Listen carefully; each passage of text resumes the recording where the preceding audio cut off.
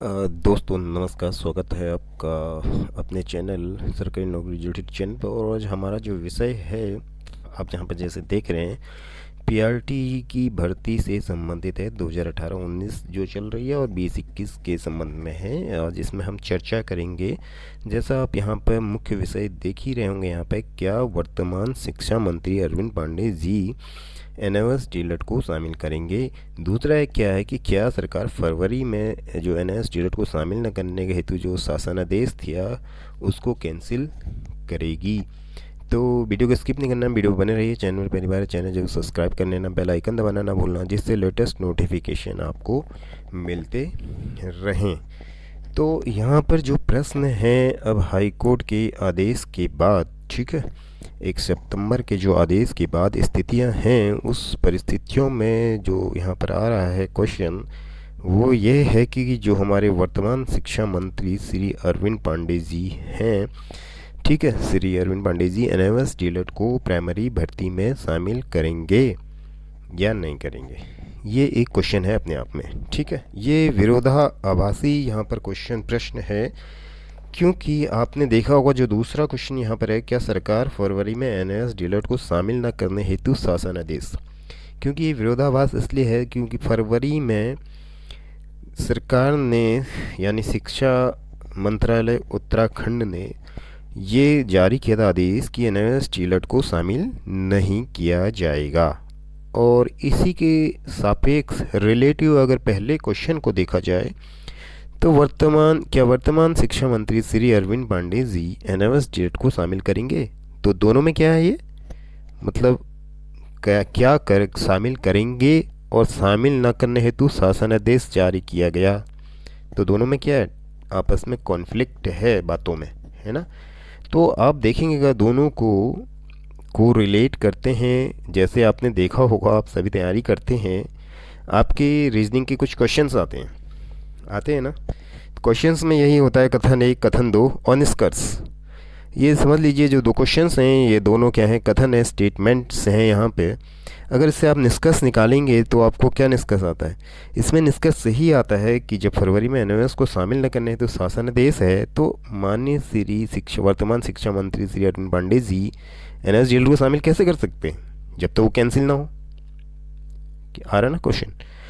तो ये है। आगे अगर हम देखें, ये तो हमारी शिक्षा मंत्री जी की बात है, जहाँ तक अभी हमें समझ आ रही है वर्तमान परिस्थितियों में, क्योंकि कहीं से भी कोई सरकार की तरफ से या शिक्षा मंत्री जी की तरफ से कोई ऐसा वक्तव्य और कहीं से सुनने में कोई ऐसा नहीं आया कि हाँ स्पष्ट तौर पे कि शामिल किया जाएगा। हाँ, स्पष्ट तौर पे ये जरूर आया है कि सरकार ने शासनादेश जारी किया है एनएस को शामिल न करने का। ये स्पष्ट है और क्लियर है, रिटर्न में है ना। तो इससे यही निष्कर्ष में पहुँचे हैं कि एनएस को शामिल न करने का जैसा इसमें प्रतीत अभी तक होता है। वो अलग बात है सरकार क्या करेगी ये मैं नहीं कह सकता, आई डोंट नो, जस्ट हम क्या कर रहे हैं इस पर एक चर्चा, यहाँ पर एक सोच रहे हैं। वैसे आप भी सोचिए इस पर, और एनएस के जो साथी भी सोच लोग उनको सोचना है ना, क्योंकि भर्ती में वो लोग शामिल हैं, या इस पर सरकार से किस तरह से बात हो।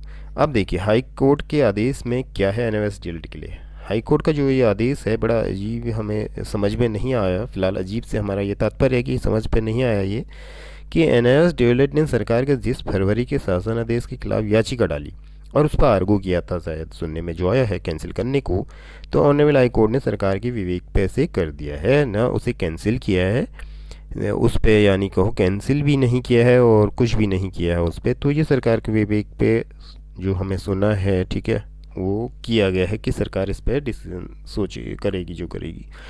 तो ये कोर्ट आदेश भी ऑनरेबल हाई कोर्ट का कुछ हमारी समझ से क्या था, मेरी समझ से फ़िलहाल, या हम जैसे कई इसमें और जो अभ्यर्थी हैं जो बात हो रही है जो है ना, वो लोग कहते हैं कि हाँ ये समझ में नहीं आया आदेश किस तरह का आदेश है, इसमें क्यों शासन आदेश को कैंसिल करने जैसा कुछ है लिखा नहीं है या इसमें नहीं है कहीं पे। तो ये आदेश भी समझ नहीं आया, स्टे हट गया। अच्छी बात है, वेलकम है इसका, वेलकम योग स्वागत योग बात है, पहले भी मैंने वीडियो में कहा। लेकिन जो एनएस के संदर्भ में मैं बना रहा हूँ, क्योंकि इसमें डाइट की समस्या सॉल्व हो चुकी है, बीएड वालों की भी सॉल्व हो चुकी है, ठीक है, और एनएस डीलट इसमें कन्फ्यूजन की स्थिति में। तो इस पर इसलिए इस टॉपिक को आज थोड़ा सा लिया गया है, क्योंकि हमारे जो इसमें दर्शक हैं, साथी हैं जो देखते हैं, तो पूछ रहे हैं बार बार क्या हुआ, कैसा है, क्या है। तो इस वजह से थोड़ा सा इस पर चर्चा के लिए कराया हो, और इससे ये तो स्पष्ट हो रहा है कि एनओएस डीएलएड की लड़ाई अभी ख़त्म नहीं हुई है। अब ये तो समझ में आ रहा है लड़ाई क्या है, अभी ख़त्म नहीं हुई है। एनओएस के सभी साथियों को क्या है, अभी तैयार रहना है ना। क्योंकि अभी ये लड़ाई क्या है आपकी, इस कुछ भी स्पष्ट नहीं है यहाँ पे। शासनादेश भी है अभी, ठीक है। फैब का जो शासनादेश है वो जो अभी है अस्तित्व में, उस पर कोई हाई कोर्ट की तरफ से कार्रवाई फ़िलहाल नहीं है।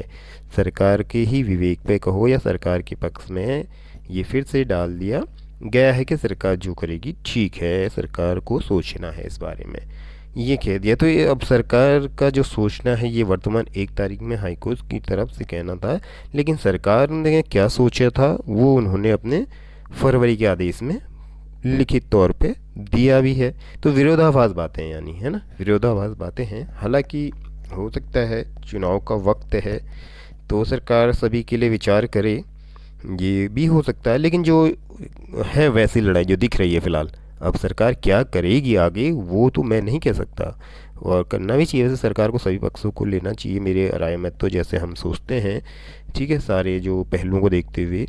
क्योंकि जो है ये तो हाई कोर्ट के आदेश में भी 1 सितंबर में भी क्लियर आ रहा है कि कोर्स तो वैलिड है और वो डायट डीएलएड के समकक्ष भी है, ऐसा सुनने में आया है और देखा है समाचार पत्रों के माध्यम से। तो कोर्स में कमी नहीं है, केवल ये तो सरकार की इच्छा वह है लेना कि नहीं लेना है, ऐसा नज़र आ रहा है। जैसा से सारे तथ्यों से और जो शासनादेश है फरवरी का उसको देखते हुए और हाईकोर्ट के आदेश में देखते हुए कि कोर्स वैलिड है, डीएलएड के समकक्ष भी है ना, और डायट डीएलएड के समकक्ष भी माना है। तो अब बची बात आई है तो सरकार की मंशा पे है कि सरकार क्या करती है, क्या चाहती है, और विशेषकर हमारे शिक्षा मंत्री जी माननीय श्री अरविंद पांडे जी क्या चाहते हैं। हालांकि उनकी तरफ से तो वो शासनादेश पहले ही जारी हो चुका है कि इनको नहीं लेना है। अब आगे आज की बदली हुई परिस्थितियों में मतलब उनका क्या विचार है, जैसे कि चुनाव का वक्त भी है और सरकार हमेशा चाहती है कि सभी का साथ मिले, सभी का विकास हो, है ना, सबका साथ सबका विश्वास। और जो अपना माननीय प्रधानमंत्री जी का भी है एक सभी हमारे उत्तराखंड के देशवासियों के लिए स्लोगन भी है ना, सबका साथ सबका विकास। तो अब उस पर अगर होता है सोचते हुए कुछ नीति होती हैं तो हो सकता है सभी कुछ एनआईओएस डीएलएड को भी इसमें चांस मिल जाए, मौका मिल जाए। क्योंकि एनआईओएस डीएलएड में भी कई साथी उम्र को पार तो कर रहे होंगे, ये है स्पष्ट। ऐसा नहीं है कि अन्य उसी में एज का बाधा हो रही हो, बाधा यहाँ पर भी होंगी निश्चित है। क्योंकि कई साथियों की एज यहाँ भी क्या हो रही है, ओवर एज हो रहे होंगे एनआईओएस वाले भी, कुछ तो होंगे ही, मैं गिने चुने या कुछ तो होंगी ऐसी जो ओवर एज हो रहे होंगे, इन्होंने इसमें भरा होगा निश्चित है। तो अब ये चीज़ भी है वहाँ पर सभी के लिए ये लागू होती है, ठीक है ना। तो अब देखिए कुल मिला के है स्पष्ट हो गया एनआईओएस की लड़ाई ख़त्म नहीं हुई है फ़िलहाल, ये यहाँ पर स्पष्ट है भाई। ये तो एनआईओएस के जो सभी साथी हैं इस बात को अपने मन में अभी रख लें कि उनकी लड़ाई ख़त्म नहीं हुई है, ठीक है। सरकार से भी लड़ाई ख़त्म नहीं हुई गई है, उनके जो अधिकार जो भी उनका है वो अभी पूर्ण रूप से उन्हें प्राप्त नहीं हुआ है। पीआरटी भर्ती में वो फ्लोटिंग पोजीशन में है एक तरह से, ठीक है। तो ये सब साथियों को सोचना है एनआईओएस के कैंडिडेट्स को। धन्यवाद, मिलते हैं आपसे अगली वीडियो में।